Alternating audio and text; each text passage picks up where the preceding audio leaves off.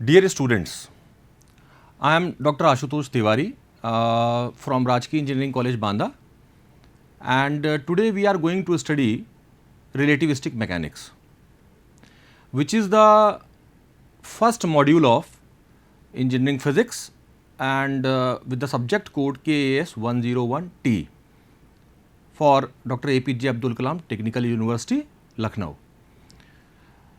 तो सबसे पहले स्टूडेंट्स रिलेटिविटी के बारे में अगर हमें बात करनी है तो एक बात ये समझनी होगी, सबसे इम्पॉर्टेंट ये है कि जब भी हम कभी कोई चीज़ की बात करते हैं, जैसे हमने बोला कि ये ऑब्जेक्ट छोटा है या ये फला चीज़ बड़ी है, या हमने कहा कि इस पर्टिकुलर चीज़ का मास ज़्यादा है, या इस इवेंट को होने में लगा हुआ जो टाइम है वो कम है, तो ये जो वर्ड्स होते हैं ज़्यादा कम, ये सब रिलेटिव होते हैं।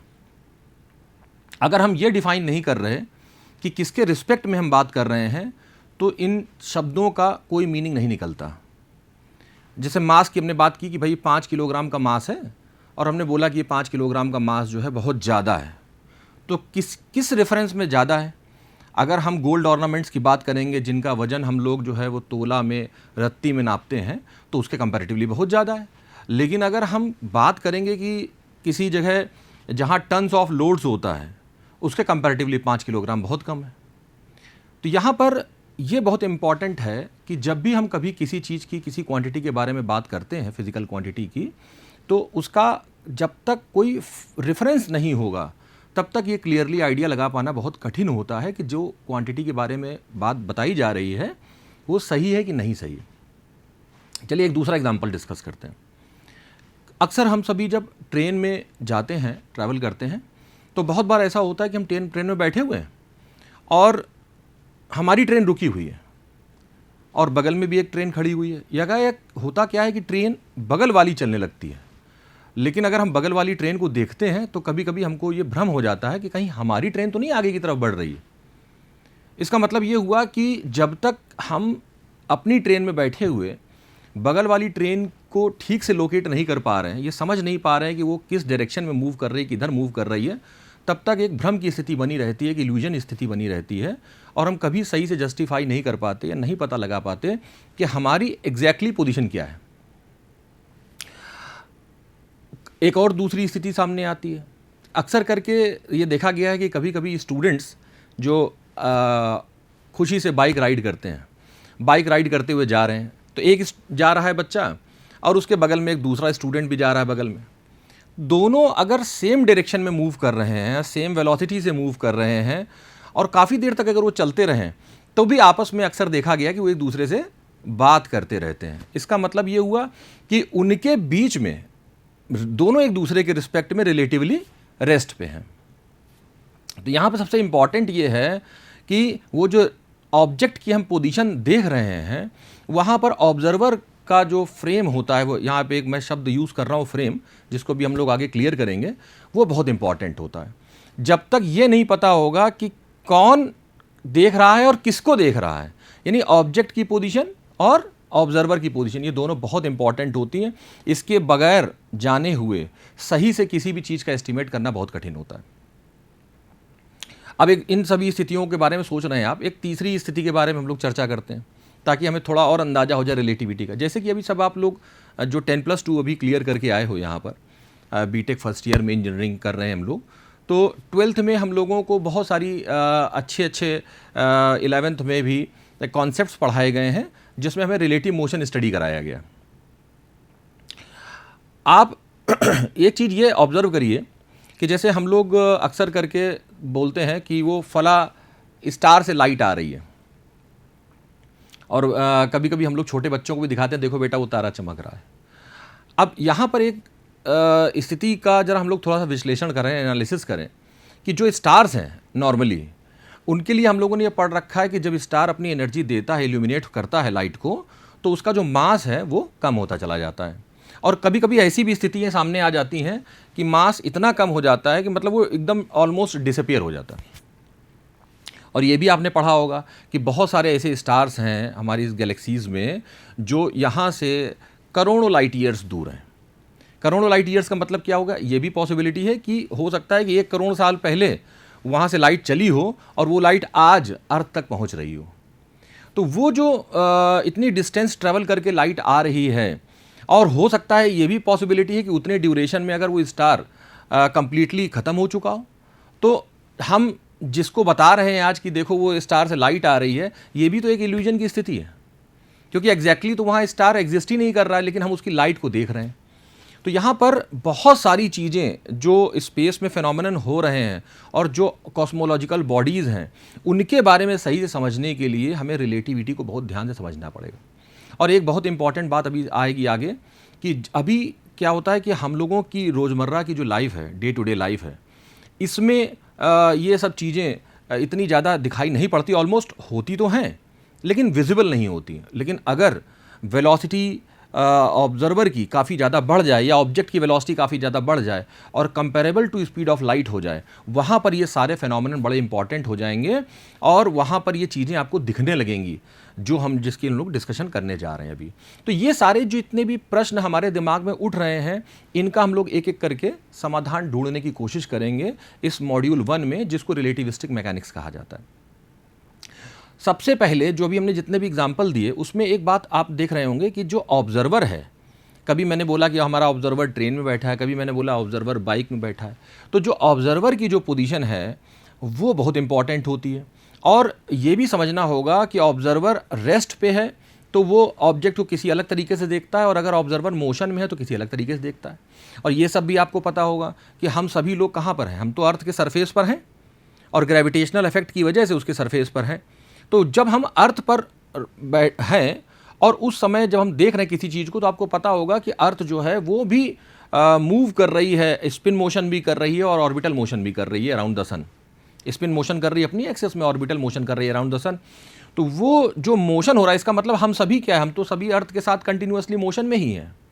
तो बहुत सारी चीज़ें जिनको हम यूनिवर्स में या स्पेस में देखते हैं और वो यदि हमको रेस्ट पे नज़र आ रही हैं, तो इस बात की बहुत ज़्यादा संभावना है कि वो एग्जैक्टली रेस्ट पे ना हो। ये भी पॉसिबिलिटी है कि वो हमारे साथ साथ हमारे अर्थ के साथ सेम डायरेक्शन में सेम वेलोसिटी से मूव कर रही हो, इसलिए हमको रेस्ट पे दिखाई पड़ रही हो। और कुछ चीज़ें जिनको हम देख रहे हैं कि वो मोशन में, हो सकता है कि वो रेस्ट पर हों, लेकिन हम चूंकि अर्थ पर बैठे हैं, अर्थ पर हैं और अर्थ मूव कर रही है किसी एक पर्टिकुलर वेलोसिटी से, इसलिए हमको उसका मोशन दिखाई पड़ रहा है। तो सही से ऑब्जेक्ट की पोजीशन क्या है, वो स्टेट ऑफ रेस्ट में है कि स्टेट ऑफ मोशन में है, ये जानना बहुत ज़रूरी है।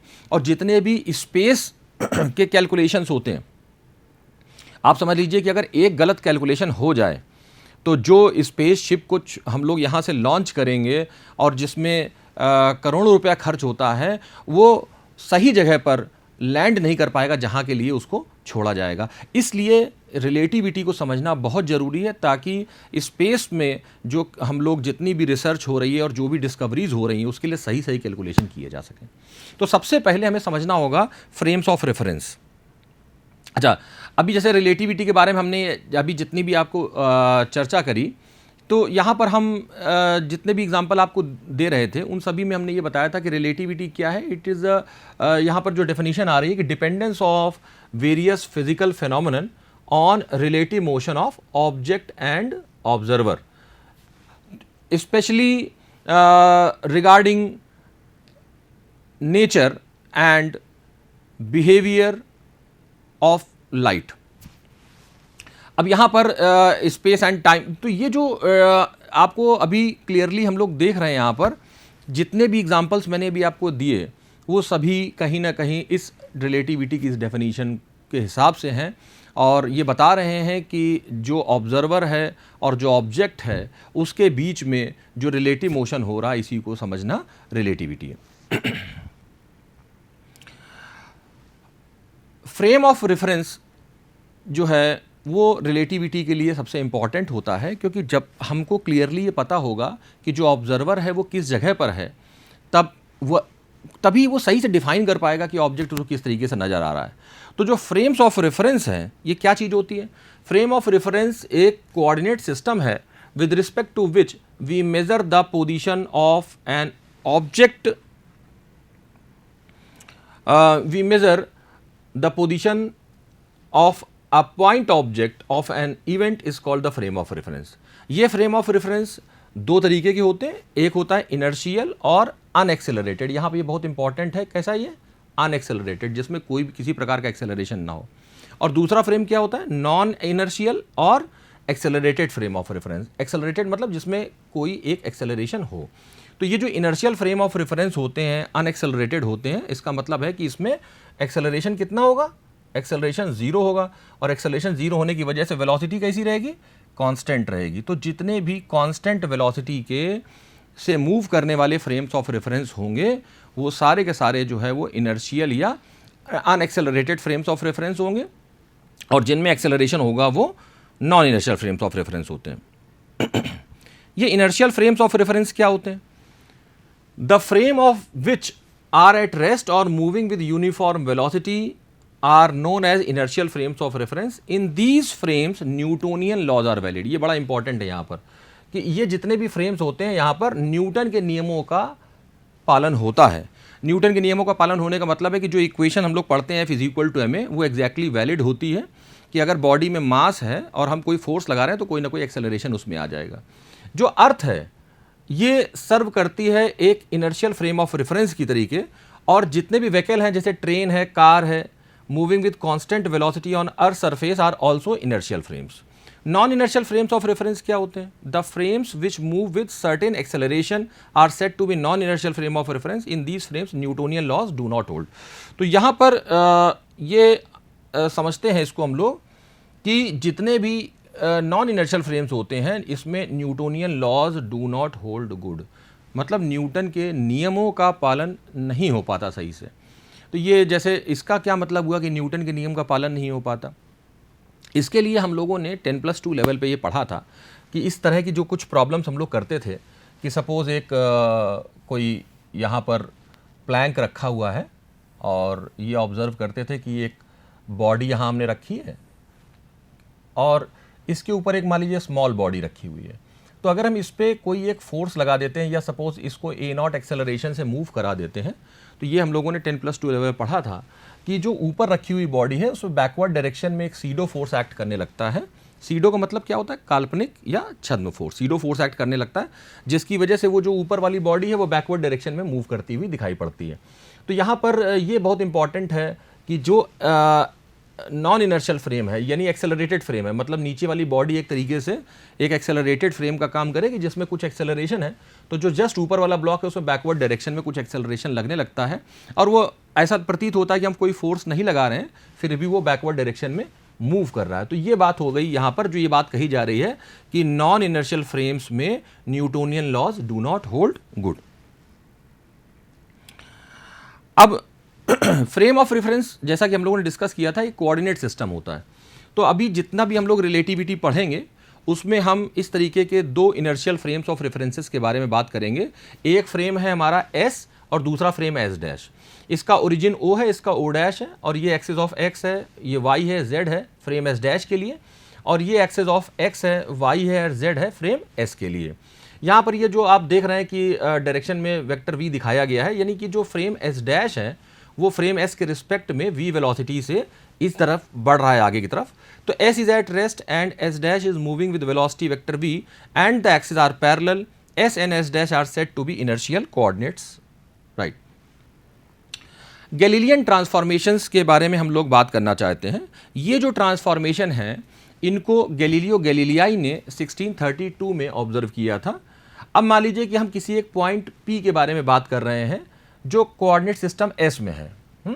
तो यहाँ पर पॉइंट P के कोऑर्डिनेट मान लीजिए है X, Y, Z और T, और अगर हम सिस्टम S' में देख रहे हैं तो सिस्टम S' में यदि हम देख रहे हैं तो हमको उसके कोऑर्डिनेट सिस्टम्स के पॉइंट जो है वो X', Y', Z' और T' नज़र आ रहे हैं. यानी अभी जो हम लोगों ने डिस्कस किया था ये इस तरीके का कुछ फ्रेम देखा था. यहाँ पर ये जो फ्रेम S है और दूसरा वाला ये वाला जो फ्रेम है वो S' है. तो S' फ्रेम जो है वो V वेलोसिटी से इधर की तरफ मूव कर रहा है. तो यहाँ पर इस पॉइंट के बारे में हम लोग बात कर रहे थे कि मान लीजिए पॉइंट P है कोई, और इस पॉइंट P का जो डिस्टेंस है, यहाँ पे अगर x कोऑर्डिनेट केवल मेजर कर रहे हैं with respect to frame S, वो x है, और अगर हम फ्रेम S डैश के रिस्पेक्ट में देख रहे हैं तो यहाँ से यहाँ तक की जो डिस्टेंस है वो है कितनी, x डैश। तो अगर ये एज्यूम करें कि इसका जो ओरिजिन था O और इसका ओरिजिन O डैश था, ये दोनों at time t is equal to 0, time t is equal to 0 पे दोनों के ओरिजिन एक ही पॉइंट पर थे और v वेलोसिटी से आगे मूव कर रहा है। तो हमने t टाइम के बाद अगर देखा एट टाइम t, तो हमको ये दिखाई पड़ा कि पॉइंट p यहाँ पर है। तो ये डिस्टेंस अगर x डैश है और ये x है, तो ये दूरी कितनी होगी, ये दूरी होगी v इंटू टी। तो अगर आप यहां से ध्यान से देखें कि x डिस्टेंस किसके बराबर है, x डैश प्लस vt, या ये कह सकते हैं कि x dash is equal to x minus vt। ये बड़ा इंपॉर्टेंट रिलेशन यहां से हम लोगों को मिल रहा है। अब गैलीलियन ट्रांसफॉर्मेशन इक्वेशंस जो हैं हमारे पास, इसमें क्या कंडीशंस हैं। ये जो अभी हमने रिलेशन देखा x dash is equal to x minus vt, ये गैलीलियो गैलीलियाई ने दिया था और इसको गैलीलियन ट्रांसफॉर्मेशन इक्वेशंस कहा जाता है, क्योंकि ये एक फ्रेम से जब हम दूसरे फ्रेम में एक तरीके से पैरामीटर्स को चेंज करते हैं, या हम ये समझें कि हमारा एस डैश फ्रेम जो है, तो एस डैश फ्रेम में अगर कोई पार्टिकल को ऑब्जर्व किया जा रहा है तो कोऑर्डिनेट्स उसके क्या नज़र आ रहे हैं, x dash, y dash, z dash और टी डैश। और फ्रेम एस के रिस्पेक्ट में उसी पॉइंट पी के कोऑर्डिनेट क्या नज़र आ रहे हैं, वो नज़र आ रहे हैं हमको एक्स, वाई, जेड और टी। तो जो डायरेक्शन हमने एज्यूम की कि जो फ्रेम एस डैश है हमारा, वो वी वेलोसिटी से मूव कर रहा है along the positive direction of x axis, तो कुछ इस तरीके के रिलेशंस बनेंगे। एक्स डैश होगा किसके बराबर, एक्स माइनस वी टी। लेकिन देर यहाँ पे सबसे इंपॉर्टेंट बात ये है ध्यान देने वाली कि वाई डायरेक्शन में, जेड डायरेक्शन में कोई चेंज नहीं, और साथ ही साथ टाइम के पैरामीटर में भी कोई परिवर्तन हमको यहाँ पे नहीं समझ में आ रहा है। ये गैलीलियन ट्रांसफॉर्मेशंस की खास बात है। तो यहाँ पर ये लिखा हुआ है कि the time T for all the observers in the fundamental invariant that is same for all the inertial observer. तो जितने भी ऑब्जर्वर इनर्शियल फ्रेम्स में होंगे, यहाँ तो दो ही फ्रेम का एग्जांपल लिया है, तो ऐसे जितने भी इनर्शियल फ्रेम्स होंगे उसमें जितने भी ऑब्जर्वर्स होंगे वो सभी ये ऑब्जर्व करेंगे कि जो कोऑर्डिनेट में चेंज आ रहा है वो केवल कहाँ पर आ रहा है, केवल एक्स डायरेक्शन में चेंज आ रहा है, यानी उस डायरेक्शन में चेंज आ रहा है जिस डायरेक्शन में फ्रेम एस डैश का मोशन हो रहा है। और बाकी जितने भी कोऑर्डिनेट्स हैं वाई, जेड, उनमें कोई परिवर्तन नहीं दिखाई पड़ रहा है। यहाँ पर हमको ये बहुत इंपॉर्टेंट बात है। अब इनवर्स ट्रांसफॉर्मेशंस का क्या मतलब होता है। अब देखिए यहाँ पर अगर मान लीजिए वहाँ पे हमने ये देखा था कि हमें x dash, y dash, z dash और टी डैश की वैल्यू हम निकाल रहे थे, किसके टर्म्स में निकाल रहे थे, एक्स, वाई, जेड और टी के टर्म्स में निकाल रहे थे। इसका मतलब है कि अगर हमको एक्स पता है, वाई पता है, जेड पता है और टी पता है, यानी क्या चीज़ हमको पता है, हमको ये पता है कि फ्रेम एस के रिस्पेक्ट में कोऑर्डिनेट्स क्या है, तो फ्रेम एस डैश के रिस्पेक्ट में उसी पॉइंट के कोऑर्डिनेट क्या होंगे ये हम पता लगा सकते हैं। और अगर इसका उल्टा मान लीजिए हमको फ्रेम एस डैश के रिस्पेक्ट में, फ्रेम एस डैश के रिस्पेक्ट में तो कोऑर्डिनेट पता है, x dash, y dash, z dash और टी डैश पता है, लेकिन फ्रेम एस के रिस्पेक्ट में पता लगाना है, यानी एक्स, वाई, जेड और टी पता लगाना है, तो इनको हम लोग इनवर्स गैलीलियन ट्रांसफॉर्मेशंस कहते हैं। और इनवर्स ट्रांसफॉर्मेशन निकालने के लिए आपको ये दो स्टेप्स याद रखने पड़ेंगे। पहला स्टेप तो ये होगा कि जहाँ वेलोसिटी वेक्टर वी लिखा होगा उसकी जगह हमें माइनस वी लिखना होगा, और जो प्राइम्ड है, ये जो डैश होता है इसको प्राइम कहते हैं, जो प्राइम है उसको क्या करना होगा, अनप्राइम करना होगा। तो प्राइम को अनप्राइम कर दीजिए और अनप्राइम को प्राइम कर दीजिए, और साथ ही साथ वेक्टर v को किससे रिप्लेस कर दीजिए, माइनस वेक्टर v से रिप्लेस कर दीजिए। तो अपने आप आपको अब जो ट्रांसफॉर्मेशंस मिलेंगे उनको हम इनवर्स गैलीलियन ट्रांसफॉर्मेशंस कहते हैं। तो इनवर्स गैलीलियन ट्रांसफॉर्मेशंस क्या है, पहला जैसे ये है x is equal to x dash plus v t dash, y y dash के बराबर होगा, जेड जेड डैश के बराबर होगा और टी किसके बराबर होगा, टी डैश के बराबर होगा। तो यहाँ बहुत इंपॉर्टेंट है कि देखिए वाई में, जेड में और टी में कोई परिवर्तन नहीं हो रहा, जो भी चेंज आ रहा है वो केवल एक्स कोऑर्डिनेट में आ रहा है, यानी उस कोऑर्डिनेट के अलॉन्ग आ रहा है जिस डायरेक्शन में फ्रेम एस डैश मूव कर रहा है with a particular velocity v। अब जैसे हम लोगों ने यहाँ पर देख लिया कि भाई गैलीलियन ट्रांसफॉर्मेशंस पोजीशन के रिस्पेक्ट में तो हम लोगों ने कैलकुलेट किए, वो हम लोगों ने ये निकाले थे क्या, x dash is equal to x minus v t, y dash y के बराबर है, जेड डैश जेड के बराबर और टी डैश टी के बराबर है। तो लेट अस सपोज कि दिस इज इक्वेशन नंबर 1। बाद में इनवर्स ट्रांसफॉर्मेशन हमने आपको दिखाए थे, x is equal to x dash plus v t dash, y is equal to y dash, z is equal to z dash and t is equal to t dash. ये मान लीजिए equation number 2 है। अगर हम velocity transformations निकालना चाहते हैं, velocity transformations निकालने का मतलब है कि यदि पार्टिकल को ऑब्जर्व करें आप, अब वही पार्टिकल पी जिसका हम बात कर रहे थे पिछले स्लाइड में, तो वो पार्टिकल पी यदि किसी एक पर्टिकुलर वेलोसिटी से चल रहा हो तो उसकी वेलोसिटी फ्रेम एस के ऑब्जर्वर को क्या नजर आएगी और उसी की वेलोसिटी फ्रेम एस डैश के ऑब्जर्वर को क्या नजर आएगी, और उन वेलोसिटीज के बीच में क्या रिलेशन होगा। This is called Galilean transformation equation for velocity. तो वेलोसिटी ट्रांसफॉर्मेशन निकालने के लिए करना क्या होगा हमको, जो हमारे पास इक्वेशन 1 है उसको हम डिफरेंशिएट कर देंगे। तो डिफरेंशिएट जब हम कर देंगे तो एक्स डैश क्या बन जाएगा, डी एक्स डैश बन जाएगा, एक्स क्या हो जाएगा, डी एक्स हो जाएगा। लेकिन यहां देखिए v को डिफरेंशिएट नहीं किया गया है, क्यों? क्योंकि वेलोसिटी कैसी है, कांस्टेंट है।